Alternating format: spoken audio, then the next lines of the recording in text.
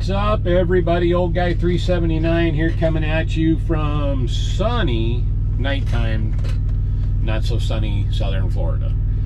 So I know it's been a while since I posted a video. I've actually done a few, and I'm kind of picky about what I post. I had a really good one the other day, but man, the lighting was worse than it is right now.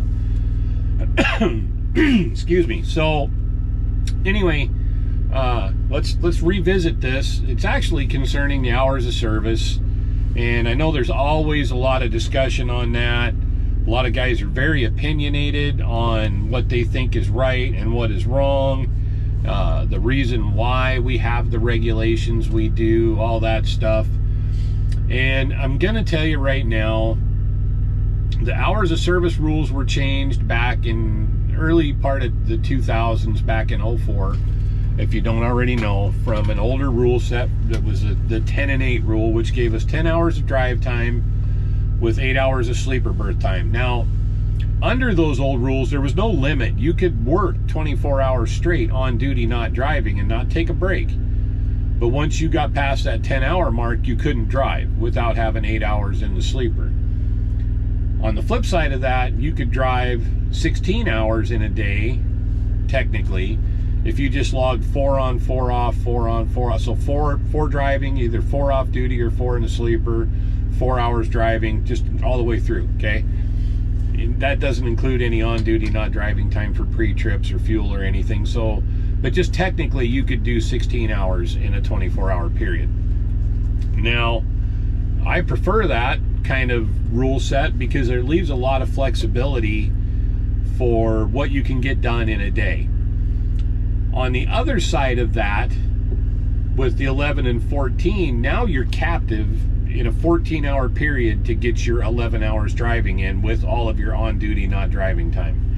And I know in a perfect world that should work just fine, but like doing what I do, it's a struggle because I have appointment times at different places. I do LTL pickups and deliveries, so I'm not just doing a one pick and a bunch of deliveries most of the time. I have one load that's that way most of the rest of my time in the month. So 1 week out of every 3 is a one pick multiple drop load scattered out across the country. That one's a little easier to predict and work out with my logs. But we do LTL produce where it's multi-pick, but we also have multiple drops in that. And then I do LTL refrigerated, frozen, and chilled in the same trailer, multiple picks, multiple stops. So I have to move around and be able to get stuff picked up where I can, when I can, get it in the trailer. And a lot of times I have to move stuff around. And in that is where the issue lies with the e-logs. But even just on a regular day-to-day, just to get up and drive and go to bed at the end of the day, having the flexibility to just drive when you feel like and sleep when you feel like, I think, and well, I know from my own personal experience over the years, being able to choose when I drive and sleep is better for me, okay? Rather than, all right, I'm going to get up and leave at 5 o'clock in the morning, and then I have to be done by 7 at night, which, if you count your time, you're going to be right back up at 5 again the next morning. And I understand what they were trying to do with that. They were trying to get everybody on a regular schedule. It doesn't work in the trucking industry, because what happens is, you know, deliveries like I have a lot of times, and most of you guys that pull dry box and reefer that go to grocery warehouses, you know, most of the deliveries are at night, between say 8, 9 o'clock at night and 4 or 5 o'clock in the morning. So there's a lot of times you're setting your schedule so that you're driving and doing your on-duty time all at night and trying to sleep during the day. And I understand, you know, I'm going to get the comments, well, use your split sleeper, blah, blah, blah. My e-log is a really good example of why that doesn't always work. There are times when I'll do the 3 and 7 split or 7-3 split, which you can go either way. You can take 3 in the sleeper, take 7 later, or you can do 7 up front and 3 later. But it doesn't like it if you get a little over a half an hour on either one of those ends, it doesn't like to count that as that split. So, and the other issue with that is, okay, so say I decide to do a 3-7 split. I take my 3-hour nap, get up, I take off and drive. I get to where I'm taking my 7, but I'm not really all that tired because I literally could be going more. And now, towards the end of that 7, I finally get a little bit of sleep, but then I get up and I'm just dead tired at the end of the 7. Or you take your 7 and, you know, it's not enough, or you're 3 and it's not enough, or you're 8 and you're 2, or 6 and a 4, or whatever, however they decide to let us do this. It doesn't always work. And it doesn't work for everybody's body. I'm very much one of those guys. 6 hours of sleep is typically more than sufficient for me. Because if I lay down and don't set my alarm, usually about 5.5 to 6.5 hours, I'm going to wake up. And I'm ready to go. I'm ready to go do my thing. But with the way the rules are now, it forces guys actually to be driving when they should be sleeping, or sleeping when they should be driving. Just because of the way the clock works. My proposal would be this, and I think it would really work well. Leave your comments, leave your thoughts in the comments below. Let me know what you really think about this. And I know there's a lot of downsides to this quote, but I think with the flexibility for the driver and the ability to move more freight on the single truck, it would cut down on the number of trucks that we need to have out on the road at any given time. And I'll get into that. It would help not eliminate, but alleviate a lot of the headaches with the lack of parking issue we have right now. So my proposal would be this: get rid of the 14-hour clock altogether. If you only want us to drive 11 hours in a day, fine. Limit us to 11 hours of drive time in a day, okay? But let us choose when and how we're going to split that 11 up. It can't be more than 11 during a 24-hour period. Okay, from midnight to midnight. So say if you start off at 6 o'clock in the evening and you're going to drive 11 hours straight through, you couldn't drive more than 5 the next day, because it still would fall in any given 24-hour period. You just would only be able to do 11, right? So that's fine. That's sufficient with today's trucks.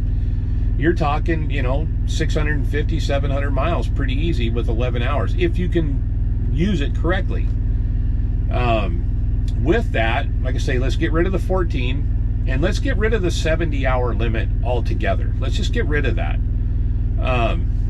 There's no other industry that I have found where they are limited to how many hours they can work in a week. Police officers can work 100 hours a week if they want to and still be out in a car driving around.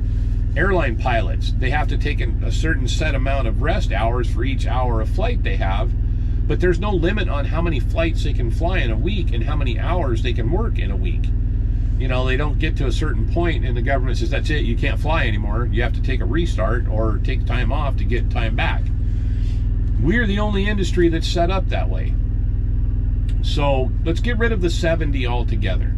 That eliminates the 34-hour restarts for guys being stuck out in truck stops, having to take time out of their week to sit in a truck stop somewhere, losing money, not only losing wages, but spending money that they shouldn't have to spend, because let's face it, when you're stuck sitting around, you spend more money than you would if you were driving and just going down the road.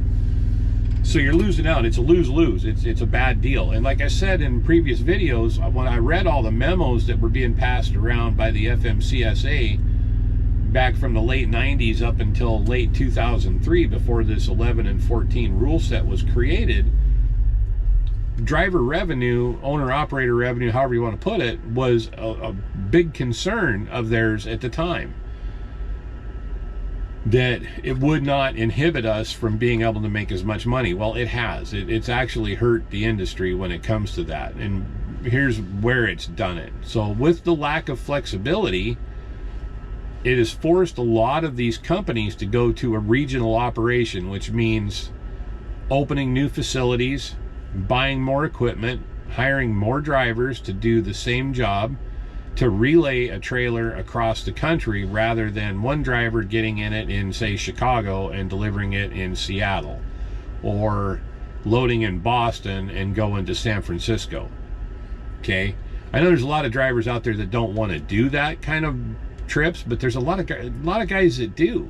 They really enjoy that, and it actually takes revenue out of your pocket and out of the company's pocket having to do this. It has made the entire industry less productive and less efficient. And in that process, we put more trucks on the road, more drivers, which that's my other point. There is no driver shortage. Don't let them BS you. There is no shortage of drivers out there to get in these trucks and drive. Now, there is a shortage of qualified, I mean good qualified drivers. There's a huge shortage of those. But there's not a driver shortage per se. They've been pushing this for 40 years. That, oh, there's driver shortages. We need to train more drivers. And it's all just been a way to bring more people into the pool to lower the wages. Because these bigger companies, as they come in, they start scarfing up all the loads, and they'll cut the rates down to the point where the average guy like you and me couldn't afford to haul it. But since they're working strictly on volume, they can do it. But it's very limited, very tight profits. I mean, these big companies, I'm telling you right now, they make big money, but their margins are thin. It doesn't take much for them to not make money. And the higher costs and everything, and that's why they're doing all this stuff, is because of the higher costs. The more amount of money going out versus what they're getting in, they have to keep taking more and more and more. And eventually they end up like Consolidated Freightways, you know.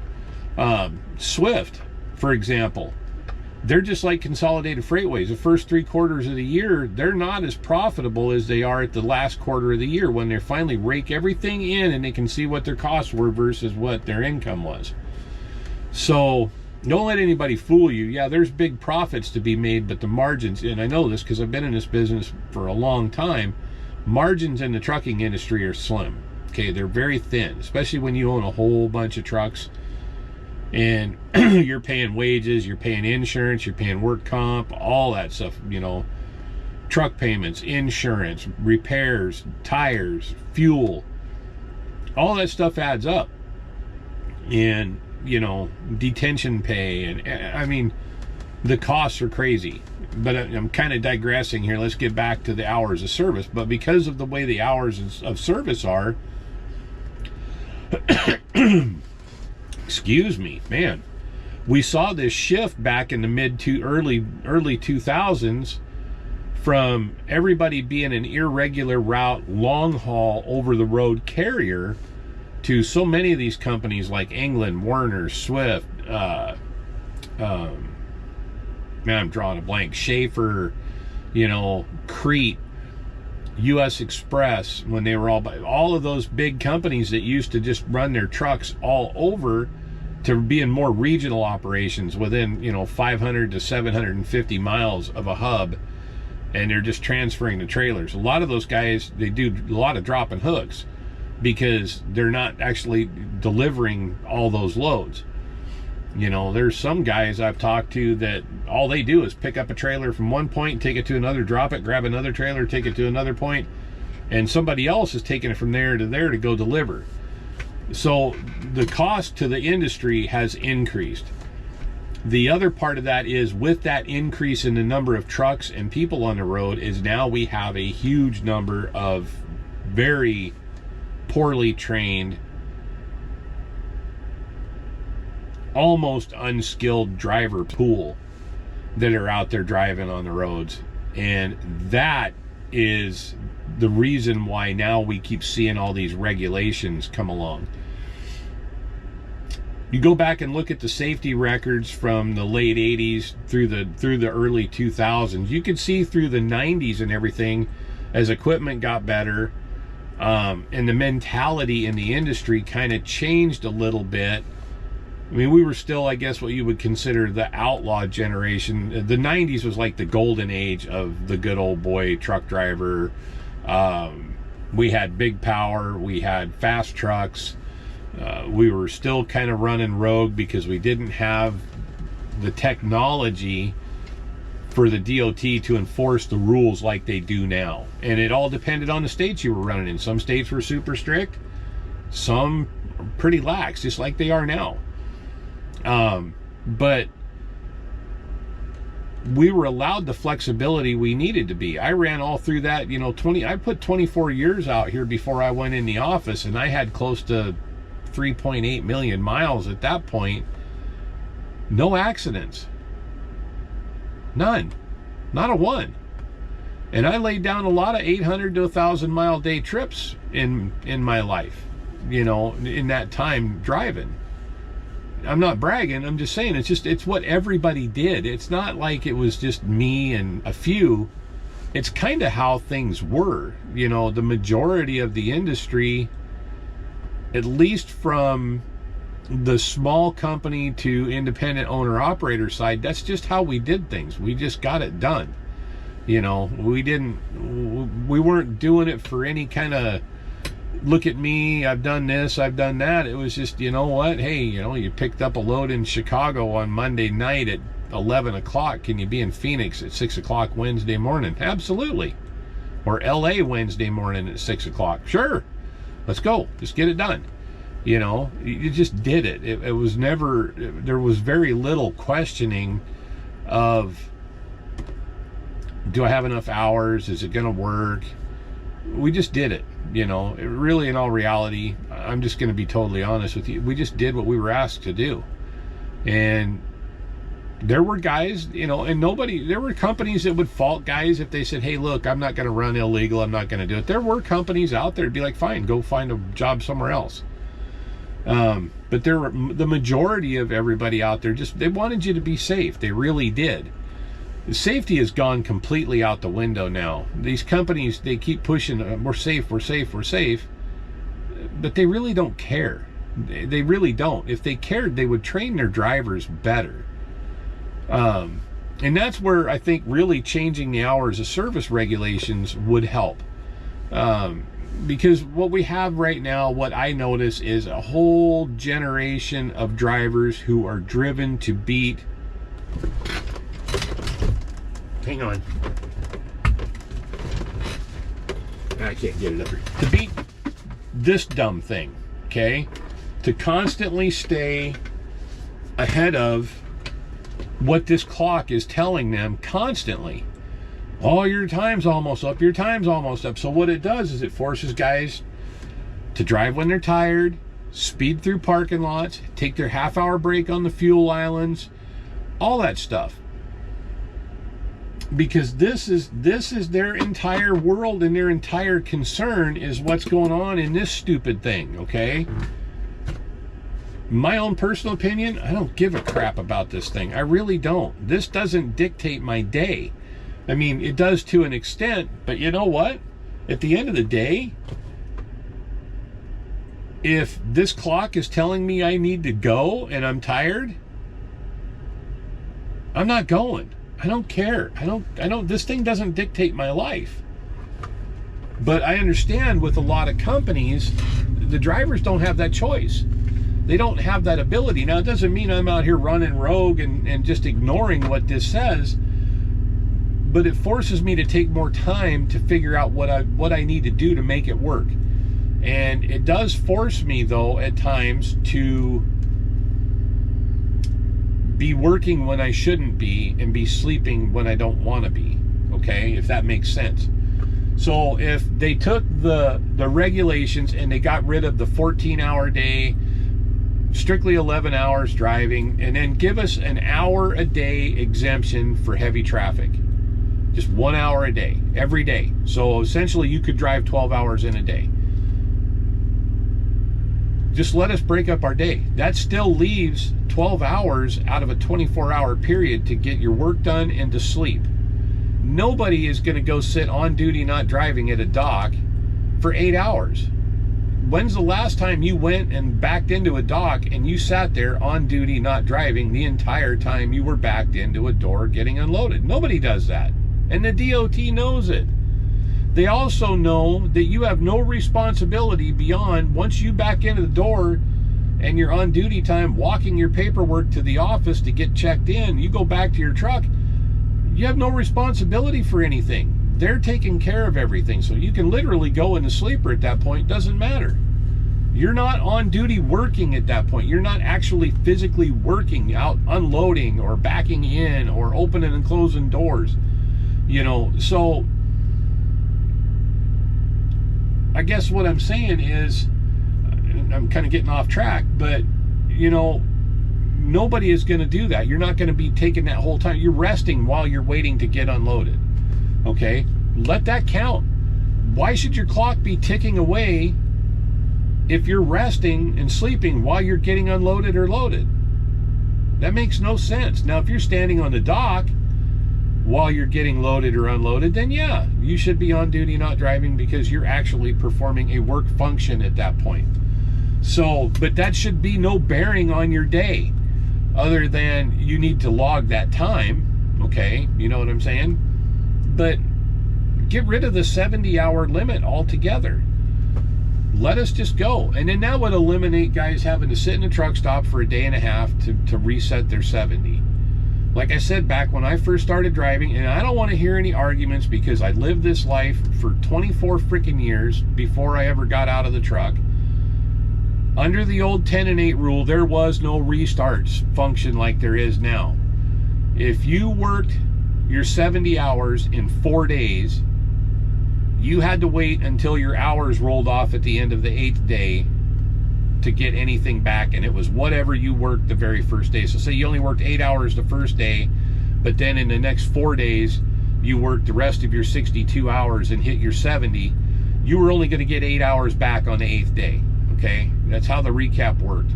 If you wanted a full 70, you got 10 hours back per 24-hour period you were off duty. So you had to take 7 days off to get 70 hours back.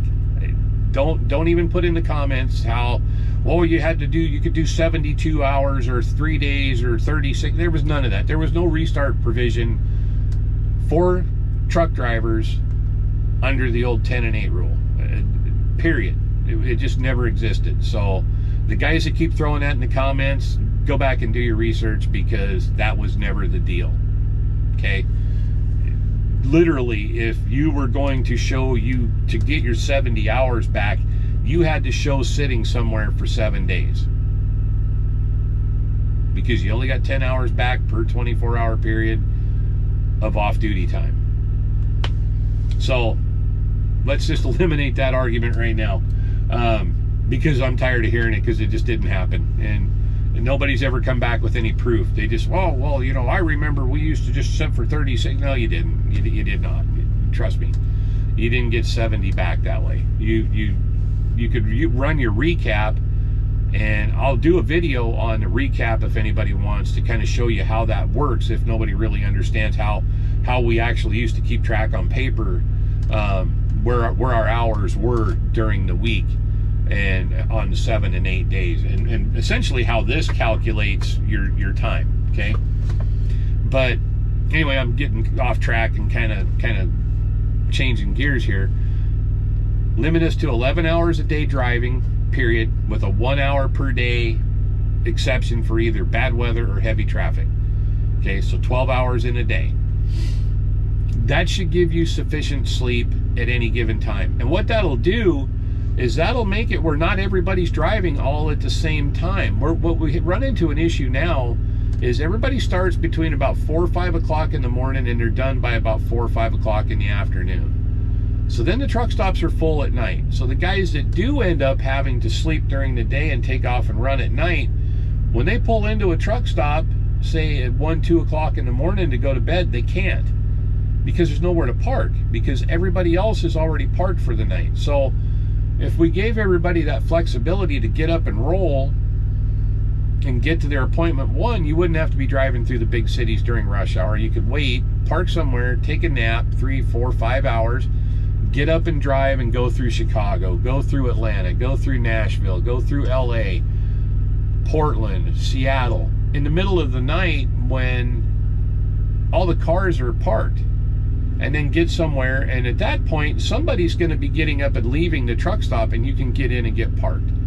Okay, that's the way things used to be before this 11 and 14 rule took effect. Now, as time has went on, especially with COVID, with the just vast numbers of people that got into the trucking industry because of COVID and all the money, that really put an even bigger strain on the parking areas that we had available.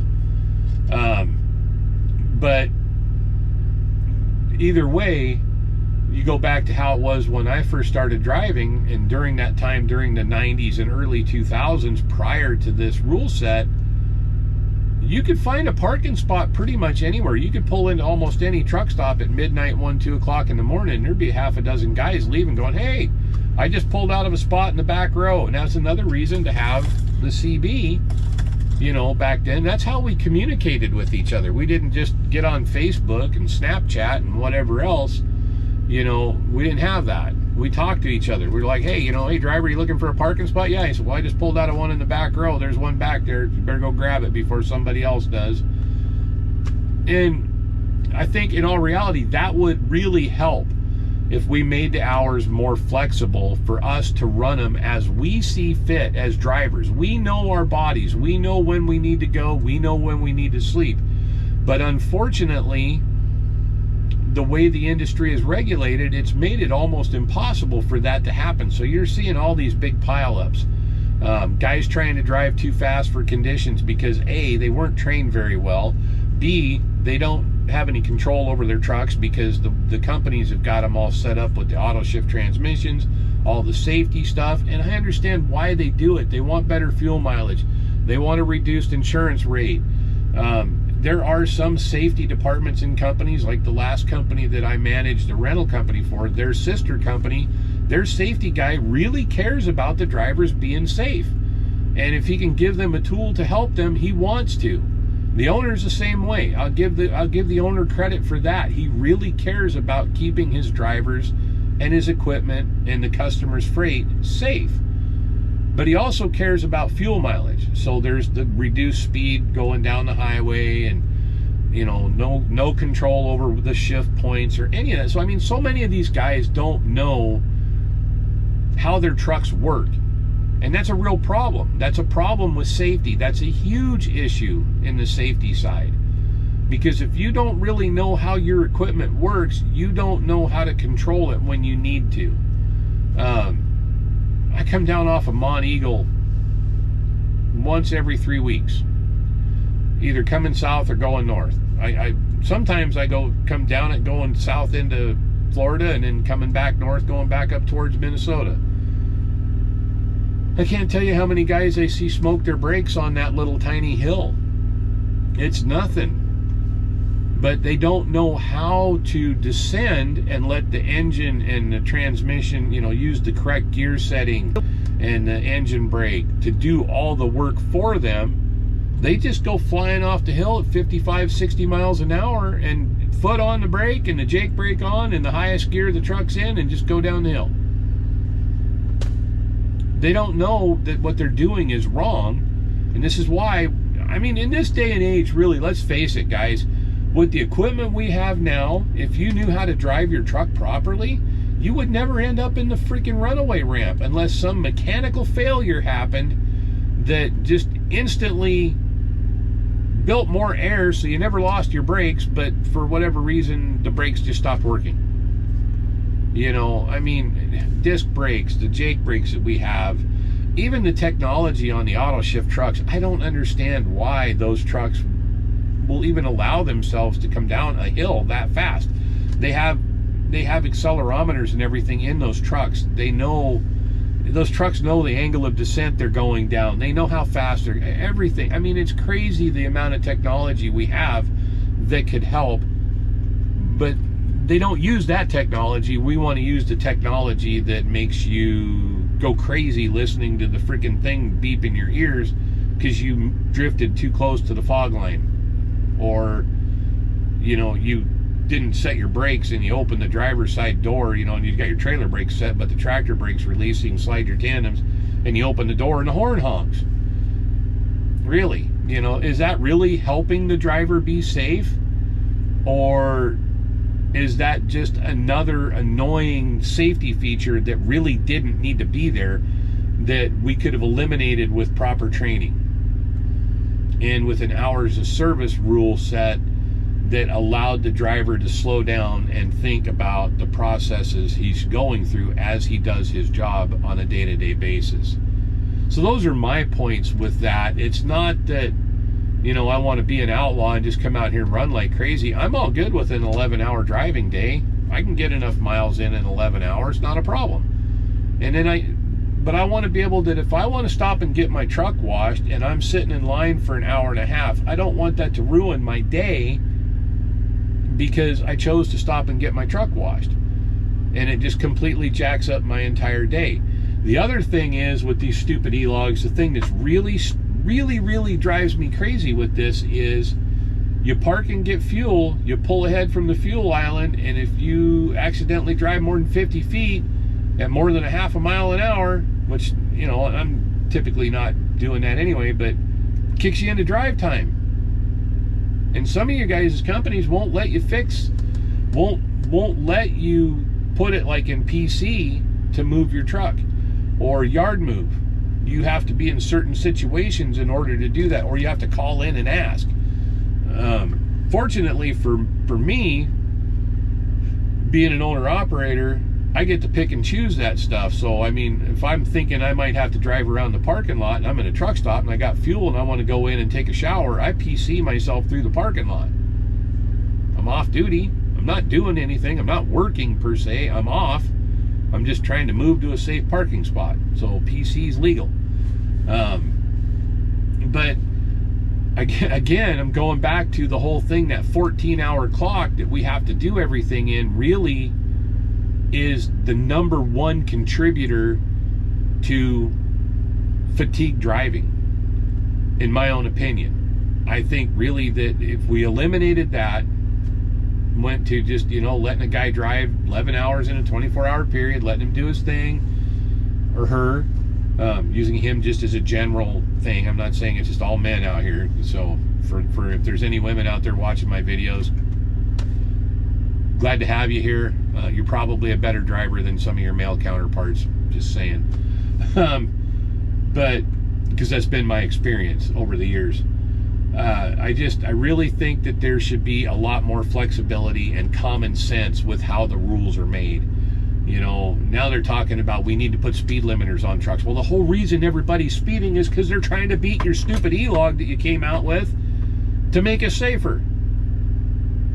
That didn't work. You created a solution to a problem that didn't exist, and now you have another problem, but you have no solution for it other than to do this. And then if they do that, there's going to be even more problems because more guys are going to be trying to cheat this stupid thing and driving longer and illegal and non-compliant to get around it because their trucks are limited on how fast they can go.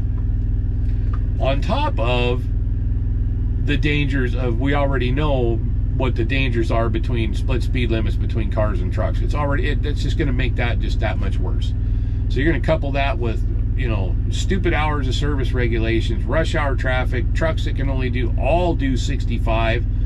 But as we know, you can have 10 trucks all governed at 65 at the same place, but for whatever reason, one will go a little faster than the other. So you're always going to have that one guy that's always trying to get the advantage and just hold up traffic because that's safe. So again, you know, let me recap how I know I've kind of gotten away with this and I've gotten a little animated and a little excited, but you know, I really think it makes sense. Get rid of the 70-hour limit. There's not a trucking company out, well, let me rephrase that. The majority of trucking companies are going to let your drivers take time off if you need to take time off.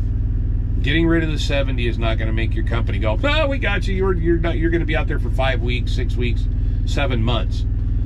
That's not going to happen. But what it does is it allows you to keep working 7 days a week.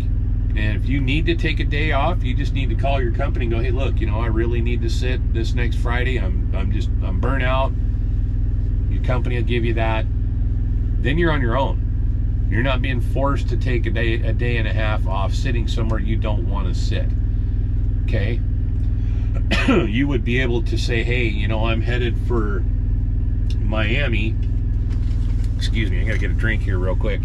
And I really want to sit down there and take some time off and go to the beach. There you go. Then you can do that, right? But under the current rule set, you're just kind of stuck. Hey, you're rolling up close to your 70, we're going to pull your load from you and make you sit in, I don't know, Gypsum freaking Wyoming, you know, or Sweetwater, Texas or somewhere for a day and a half. Waiting to get going because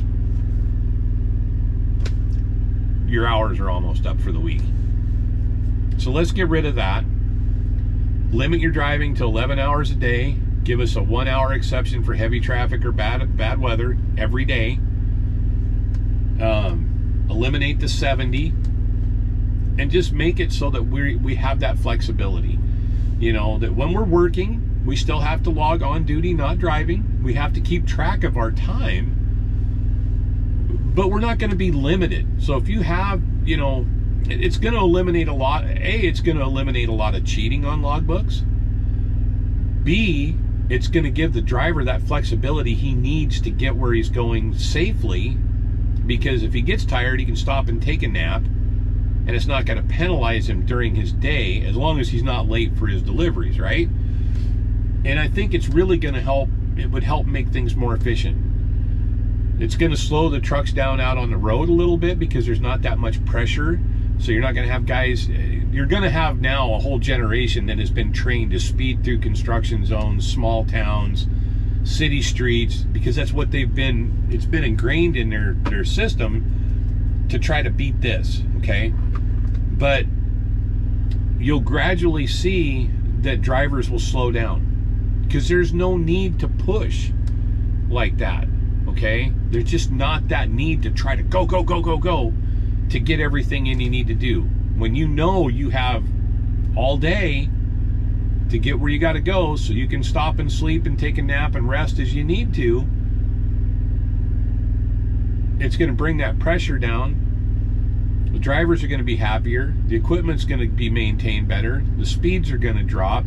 The violations are going to drop. The number of accidents are going to drop.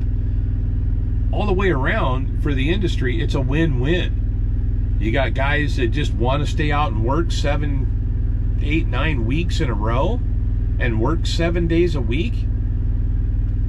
You got that. You got guys that only want to work 3 weeks and take a week off. It's not going to hurt anything because you're productive every single day for that 21 days you're out here. You're not sitting in a truck stop and everybody loses money in that. It's not just the driver. The company's not making any revenue with your truck sitting there. Truck payment's still coming out. Insurance is still coming out. Everything that goes along with all that cost of that truck is still coming out with no revenue. So it's not just the drivers that are losing out on those 34-hour restarts. The companies are losing money as well.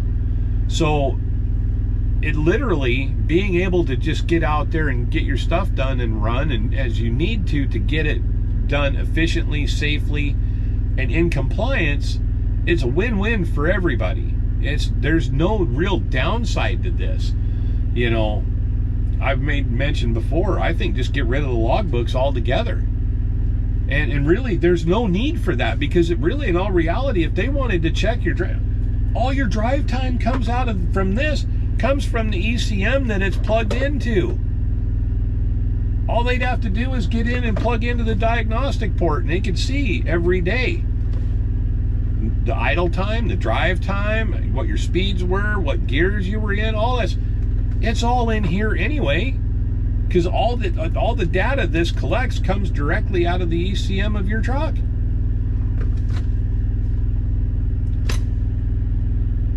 And a lot of these states, which is amazing to me, Florida is not one of them, but a lot of these states, all the scales are connected to each other, and several states are connected to each other. you're not going to be able to cheat that much anyway. You can't really get away with what we used to get away with 15, 20, 30 years ago. So, but you wouldn't need to. You wouldn't need to run illegal. You really wouldn't. You could get your 11 hours in a day efficiently and make the amount of miles you needed to make in a day in that time, and giving you that extra hour for rush hour traffic like through Atlanta. Yeah, sometimes you need 2 hours, but I mean, to have that ability to drive that extra hour without having to explain it, you just, you would just flag it as heavy traffic Atlanta. When they look at your logbook, and you go, oh, he was in Atlanta, heavy traffic. All right, there you go. There's your reason for your 12 hours driving rather than 11. And I think most guys, the majority of the drivers out here and the majority of the companies, if you need to sleep for 6 hours or 7 hours or whatever, they're going to let you do it. They're not going to go, no, you just need to keep going. You're only allowed 11 hours in a 24-hour period. You wouldn't be able to run 24/7, right? So you're always going to have those that are going to push the system, that are going to cheat the system, that are going to do everything they're going to do more. But I think for the majority of us, eliminating those limits, with the exception of maybe how many hours we can drive during a 24-hour period, will make things better. I don't know, just my opinion. Please, guys, leave your thoughts in the comments below. Let me know what you think of that. Again, I didn't mean to be rude with the whole thing on the restarts for the old 10 and 8 rule, but they just didn't exist, guys. They just did not exist. So, and I'm just adamant about it because I've had so many comments from guys, and I'm like, no, you need to go do your research, And the problem with it is trying to research those old rules on Google through the FMCSA is almost impossible, because now when you look, the rules you see are the 11 and 14. So you see a lot of stuff when you look up the old rules that are actually the new rule set rather than the old. So anyway, leave your thoughts and comments, your thoughts in the comments section down below. Don't forget to hit that like and subscribe button. And man, guys, I can't even say how much I appreciate the support that I've gotten from all of you over the last several months. And I appreciate it greatly. It's amazing to me. So anyway, everybody, take care, be safe, think about what I said, and if you think it makes sense, then by all means, shoot an email off to the FMCSA. And if there is anybody that works for any DOT organization, FMCSA, whatever, feel free to contact me, man. I would love to talk to you about this, because I think it's very important. I think we need to have some common sense regulation. We need to stop trying to throw more and more rules at something that doesn't need more rules. We need common sense legislation. I know that common sense is a flower that doesn't grow in very many gardens anymore, but we need that desperately. So anyway, take care, everybody. I appreciate you. Keep safe out there, and keep the shiny side up and the greasy side down, and we'll catch you on the flip-flop. See ya.